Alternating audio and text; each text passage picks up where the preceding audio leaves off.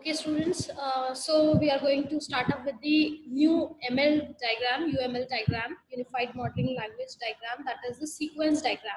We have already done the class diagram and the object diagram. Now, when it comes to sequence diagram, I just wanted to tell you, this is the chart I'm highlighting in my every presentation and in every class. That means I wanted to tell you that these diagrams as defined divided into behavioral and structural, and now I'm not going to explain this. I'm just telling you that sequence diagram is coming here, right here. It is a part of interaction diagram, and it is a part of interaction diagram, which is again the part of behavior diagram. Behavior diagram is considered to be the dynamic in nature, and when I say dynamic in nature, I mean to say that there is a change from time to time. It is not static. So let's study what is this sequence diagram. Now see, UML sequence diagram is an interaction diagram, which I told you right now also. And when I say interaction, interaction means communication. If I say two people are interacting with each other, what are they doing? They are communicating with each other, right? And how they are communicating? They are passing messages in any ways, maybe in written terms, maybe through verbal terms, through vocal terms. So in any way, they are doing what? They are exchanging messages and they are communicating or interacting with each other.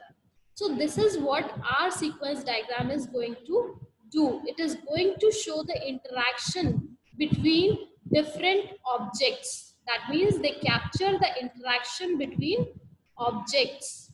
And which objects? All the objects which are in my application. All the objects which are in my application which I am going to develop. So all the objects are doing what? They are interacting. And when I capture this particular moment, that particular is called as the sequence diagram.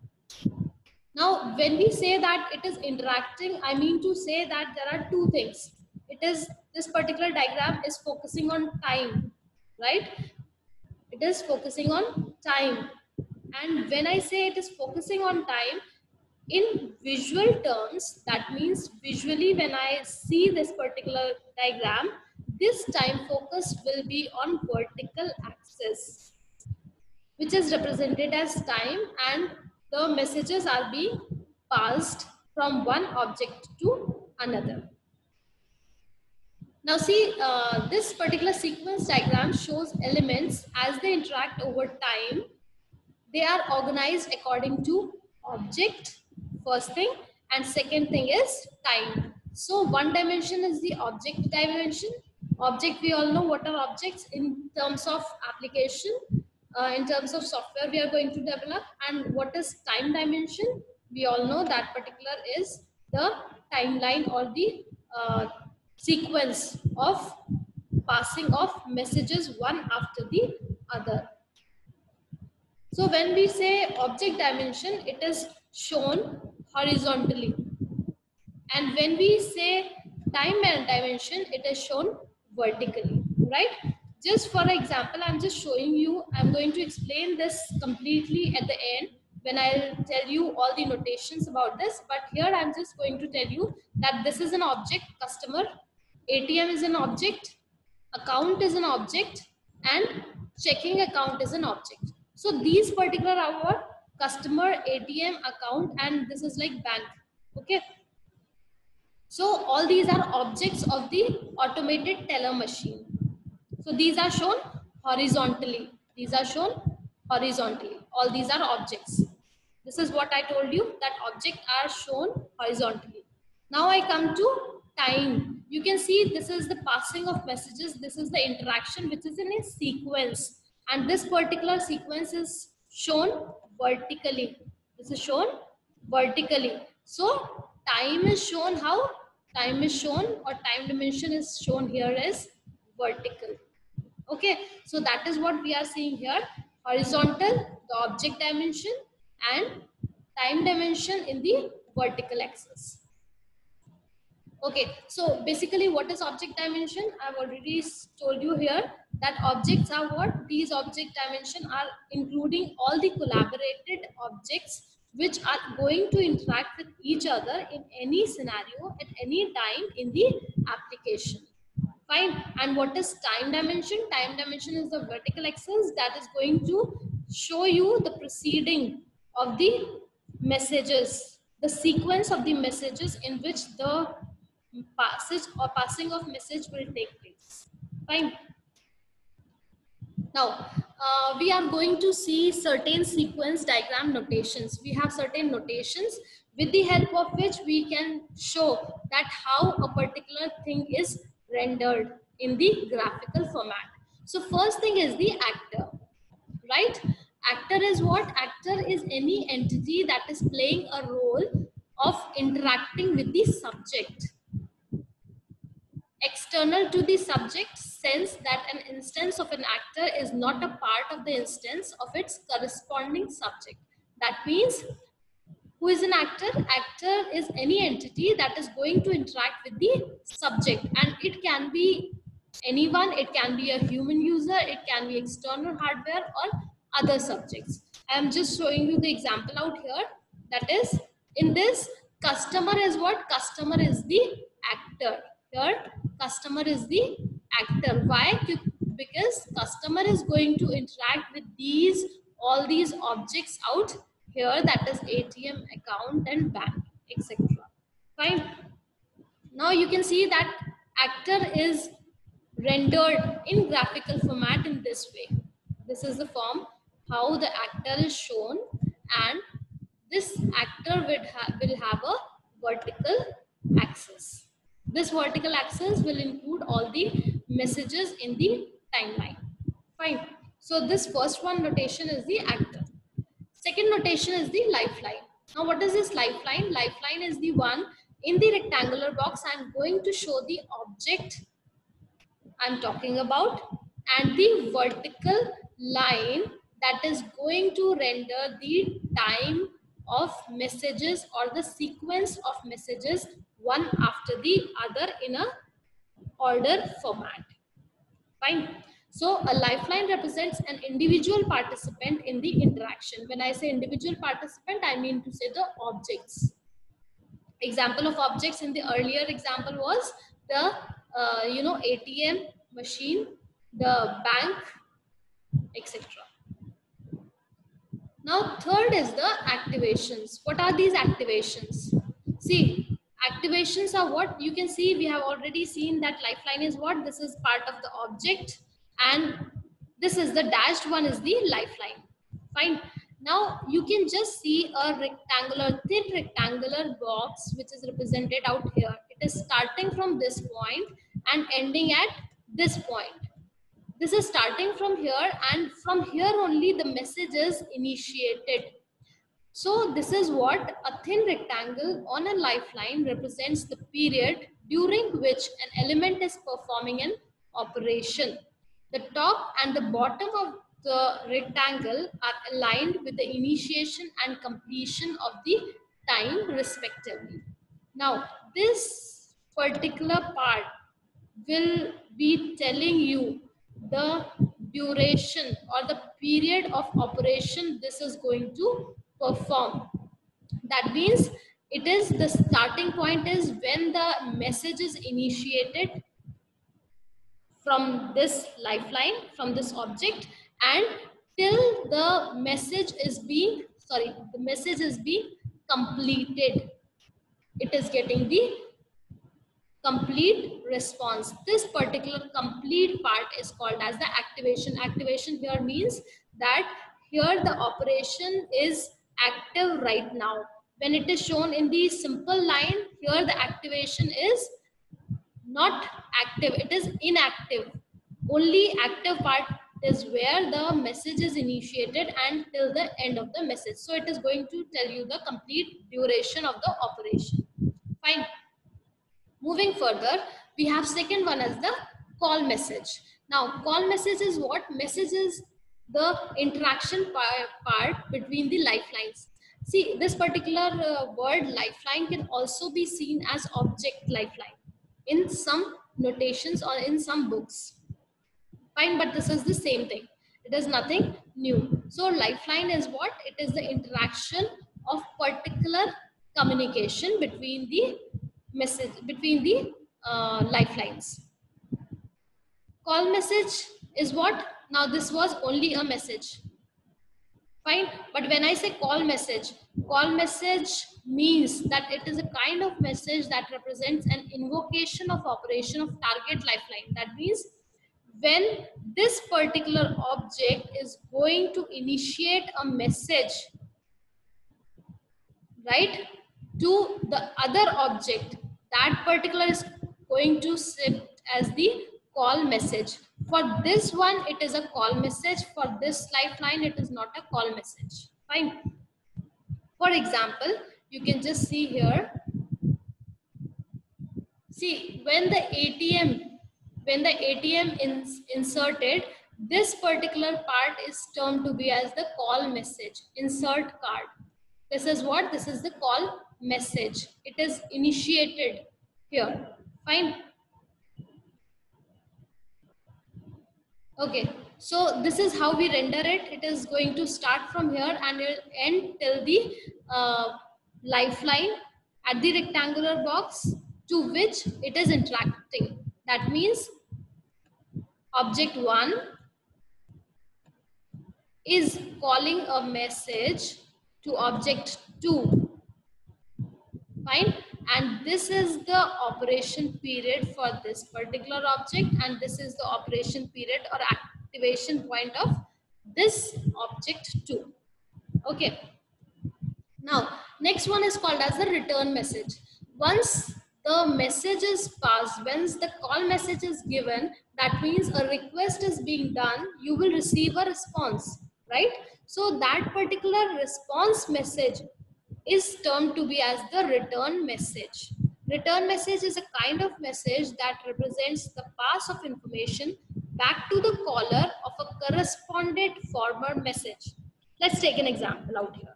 See, now it is not this way. The arrow is in this term. Let's see. Let's take an example that this is object 1. The name of the object 1 is, let it be client. Okay. We all know the client server. This is the client.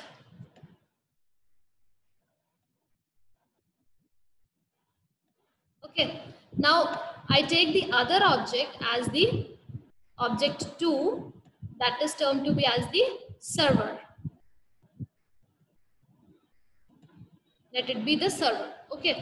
Now see, a call message will be initiated by the client by sending the request of opening a particular page. Let it be.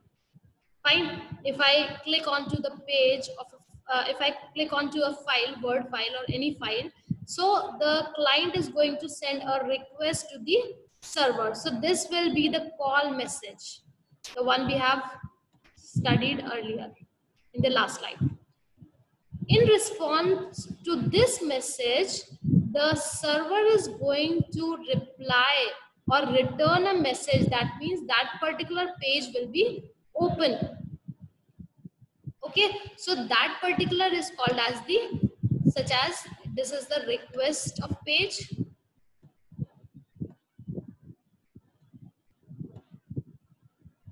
That is the call message. Fine. And this server is going to reply back to the client in terms of the opening of page, opening of the requested page. Fine. So that will be termed as, sometimes it is given as this is the message 1, the call message 1, and in return whatever it is given as 1.1, and sometimes it is just in a sequence 1, 2, 3, 4. Fine. So I hope this is clear. What is the return message? This is how we show the return message. The arrow is given to the one where the message is being received. Next one is called as the self message. Now what is the self message? This is again the definition of message. When two particular lifelines are interacting or communicating, it is called as message. But what is self message? Self message is when a particular message is invoked by the same lifeline. You can see this iteration. That means let it be this object, and this object is initiating a particular message or invocating a particular message on its own. Example, let's say I'm a user, I'm an actor, fine, and this actor is doing what? Let it be the customer, bank customer. Okay, this is a customer of bank, and this is the bank. Fine. So if I'm going to withdraw, let me say I'm going to withdraw. I'm getting a call message here to the bank for withdrawal of money. Withdrawal of money. Okay. Now the bank is going to check my account. If my account is having enough, amount to withdraw or not. So this particular checking of account, checking of balance in my account is doing what? It is being done through the self message. Bank is invoking its own message to check the balance in my account. Fine. So this particular is termed to be as the self message. Okay, it is not going to invoke a message for some other object. It is going to invoke to its own. Now, next one is the duration message. All these we are doing are the sequence diagram notations. So this is the next one, duration message. It is going to tell you duration message shows the distance between the two time instants for a message invocation. That means we are going to see the distance between the two time instants for a message invocation. How much time it is going to take to invoke a message that is being defined as this message is being invoked or called by this one and received by this one, and this is the what? This is the duration which is defined by the arrow line. Okay. Last one is the note. Note we are already seen in other diagrams also. Note is what? It is nothing which is semantic in nature or it does not carry any semantic force. It is going to just give you any information of a particular element.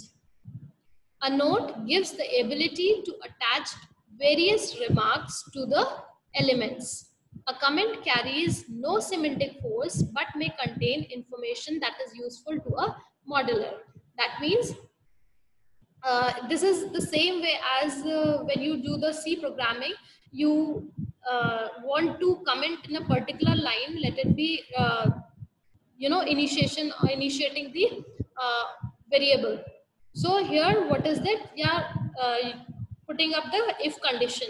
So this is what? This is provided in a slash form so that it is forming as a comment. It will not be run in the program. It will not be executed in the program with the blinds, but it is just for the sake of understanding or for giving the more information to the programmer or to the tester maybe, right? So this is how the note is being done in the sequence diagram.